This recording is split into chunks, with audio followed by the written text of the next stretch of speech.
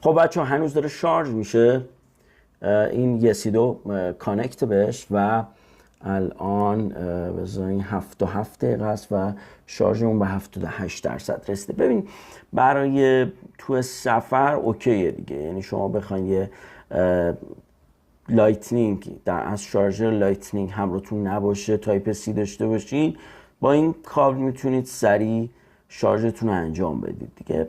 موقتیه دیگه، سریع انجام شه بره دنبال داستانش. حالا بریم برای تست پیسیش دیتا. کابل رو بس کردم به دست هابم، این ورم که اینو میخوام کانکت کنم برای تست دیتا. بریم ببینیم دیتا چجوره. دیتا خب به محضی که وصل کردم آیفون رو در جا شناخت و اینترنالش هم